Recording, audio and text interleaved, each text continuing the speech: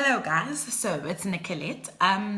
Today I want to talk a little bit about, what is backing up your budgeting? What are your support systems for your budgeting? We talk about do your budget and do really extremely well with your budget. Make sure that your budget is actually like flexible, or make sure that your budget is strict enough for you to be able to do the things that you want to do and able to save some sort of money or be able to live within your means. But the reality is, what is it that you are doing that is supporting your budget? Because basically, if you just deviate once from your budget and you realize, okay, but I budgeted 500 Rand for petrol and now I'm on 800 Rand, you literally toss the budget out of the window and you're like, you know what, this thing is actually not working. But what you actually need is things that we call budget support systems. What's under your budget? When you build a house, you build it on a foundation, right? Now you obviously need to build your budget also on a foundation, because the reality of money is not because we don't have money. The reality of money is not because we don't budget. The reality of money is not because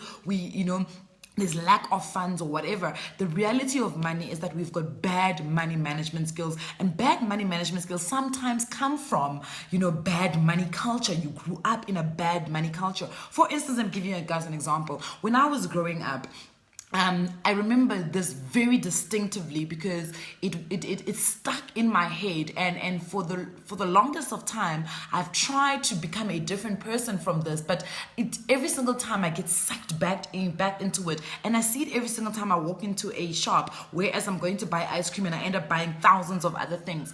Let me tell you the story. So we stop outside a supermarket. My mom says to my dad, we don't have Sunlight liquid, right? So my dad is like, okay, quickly go to the shop and get some Sunlight liquid. So he says, obviously, because mothers never have money, especially if dad is in the car. But all of a sudden, when dad is not in the car, money does come out. So my dad takes out a 100 Rand note and hands it to her, and she goes out of the car.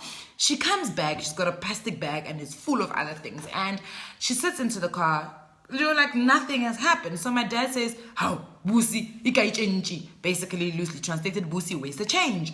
My mom is like, change for what? There were other things that we don't have in the house that I ended up buying.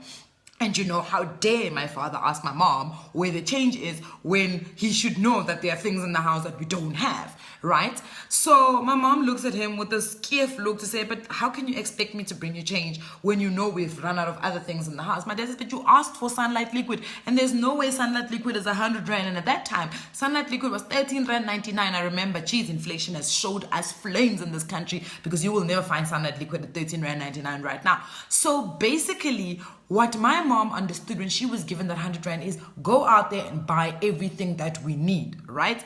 In my dad's head, 100 Rand was giving you enough money so you can buy the Sunlight liquid, but bring back my change. And sometimes that for me is what builds money culture. The reality is that she said she only needed 13 Rand. Basically, she might not have said 13 Rand, but when she said what she needed, she equated the amount of money. Now, what begs to ask is that if he had given her 20 Rand, would she have come back with change? And that's the thing that we talk about when we talk about money culture, is that you create this culture, and we're sitting in the car, we're children, we're watching this thing. Mom is given 100 Rand, she does not come back with change. This is normal, because this is how we run the household. If you are given more than what you need, you should go out and buy other things, even if you didn't put them on the list. That is what builds the money culture. Yes, granted, she's a mom and she knows exactly what the household needs, and I don't blame her for that. I don't blame her for taking the opportunity, because that's also what happens with us black people, is that we don't have. So when we do have, we try and buy everything. Sometimes we buy even the things that we don't actually need in that specific month. And for me, this is very, very important that you should learn as a person, is that live within your means. But at the same time as living within your means, live within a budget that is not too strict, not too cheap, so that you are able to manage your money a little bit better, so you know where your money is going. For instance, I'll give you guys an example, and I know they're going to kill me, but I do apologize to my property Stockfield team. So we meet up every whatever, all right?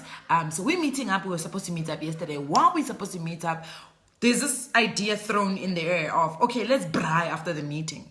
And I'm sitting there thinking, I don't want to be that person who says to them, hey guys, we didn't plan for a braai in our budgets this month. We did not budget for a braai. Whether it's in our personal capacity or whether it's in the Stokvis capacity, we did not budget for it. So of course now I don't want to be that person, because now Nicolette is so cheap. She even cries about a simple braai. But here's the reality of a braai. It's not only going to take your time, it also takes a braai pack. You need to bring some braai pack, you need to bring some snacks. And you know how we like to just go overboard. So now we must bring some wine. Now you got to bring a salad that you've never bought from a Spar or Woolworths, because you're going to be meeting with people. You can't be buying that cheap chuck. Now you got to buy, a proper rump steak or a sirloin steak to go and braai. And it just puts pressure on yourself. Now, it's either you are buying or you're taking it out of your fridge. And if you're taking it out of your fridge, you're taking it out of your monthly groceries, okay? If you are buying, you're taking it out of your monthly budget, unless, of course, you have budgeted for sundries, which are things that are not necessarily on your budget, but are there. These are the kind of things that you need to be thinking of. So it's really important that when you do budget, when you start creating some sort of financial journey towards financial freedom, you've got the right support systems. And one of those things is being able to realize the money culture in which you grew up in and being able to adapt it to today's, realities. The reality is that culture is not a static thing. I always talk about African culture sometimes can become a hindrance to us becoming financially progressive, because there is this belief, as I said, when I started the story, I said, my dad had to give my mom money. There's this belief that men should give women money. When as a child I'm growing up, I start to understand that. I start to believe it. I start to indoctrinate it inside me, in my beliefs, in my systems, in my culture. And that's how I grew up. So it's very important that you're very, very wary of some of the things that you do. Number one, in front of your children. Number two, as habitual as possible. So be careful of the things that you do because of habit, or the things that you do because of the culture that you grew up in. Be very careful, because those are the things that are going to be very anti-progressive when it comes to you moving towards your financial freedom. Mwah, mwah, mwah, mwah.